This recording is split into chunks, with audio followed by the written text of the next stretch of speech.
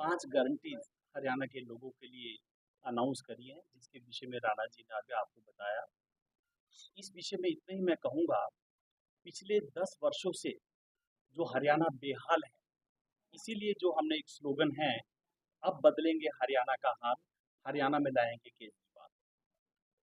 हरियाणा में केजरीवाल जी के आने की ज़रूरत इसलिए पड़ी कि भारतीय जनता पार्टी ने बेहद भ्रामक प्रचार करके सत्ता हासिल की। भारतीय जनता पार्टी ने सत्ता प्राप्ति के लिए जो भी वायदे किए थे, कोई भी वायदा पूरा नहीं किया।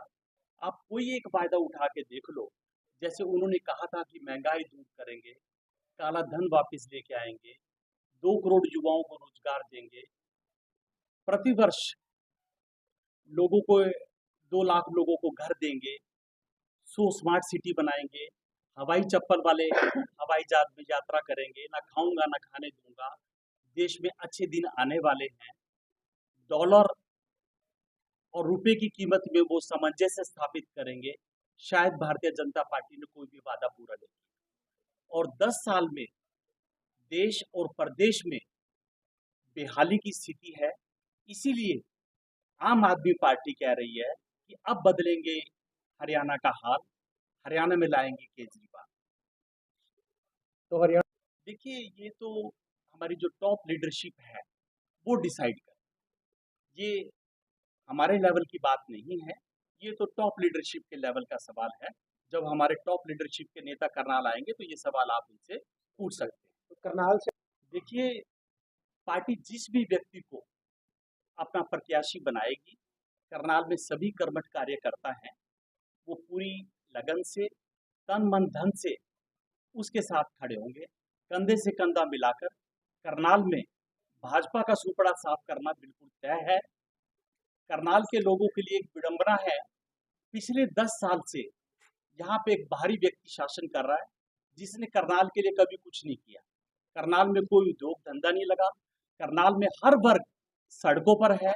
आप मुझे बताइए, पिछले 10 वर्षों में किसान, कर्मचारी, व्यापारी, अधिकारी, विद्यार्थी, कौन सा ऐसा वर्ग है जो अपनी मांगों को लेकर सड़कों पर नहीं? कौन सा ऐसा विभाग है हरियाणा में जो भ्रष्टाचार से मुक्त है? मैं आपके माध्यम से पूछना चाहता हूं, हरियाणा सरकार का कोई मंत्री या मुख्यमंत्री ये बताए पब्लिक को कि हमारा ये ऐसा डिपार्टमेंट है जो भ्रष्टाचार से मुक्त हो। तो हरियाणा लोगों ने अब तक जितनी भी राजनीतिक पार्टियां हैं, सब लोगों को बारी बारी से मौका दिया, पर कोई भी पार्टी हरियाणा की लोगों की अपेक्षाओं पर खरी नहीं उतरी।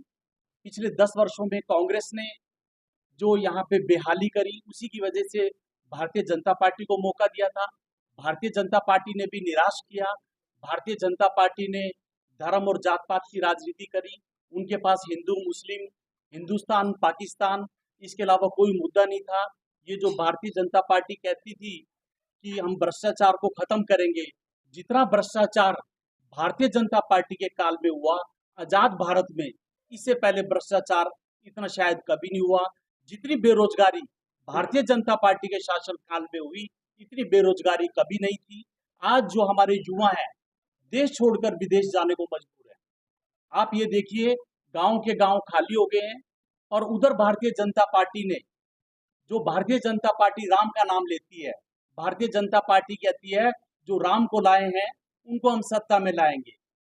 ये राम को लाने वाले अयोध्या में चुनाव हार गए, ये बद्रीनाथ में चुनाव हार गए, जितने भी धार्मिक स्थान थे वहां पर चुनाव हार गए हैं। मुझे ऐसा लगता है कि जो देश की जनता है वो पूर्णतः जागरूक हो चुकी है। ये जो भारतीय जनता पार्टी धर्म और जात पात की राजनीति करती है, उससे लोग उब गए हैं। लोगों को समझ में आ गया है कि भारतीय जनता पार्टी की कथनी और करनी में बेहद अंतर है। आपने देखा होगा, इलेक्शन के दौरान भारतीय जनता पार्टी ने पीओके, मुजरा, मछली और इसके अलावा कोई मुद्दा नहीं था उनके पास, सिर्फ धर्म का मुद्दा था उनके पास। पर देश के लोगों ने उस मुद्दे को नकार दिया।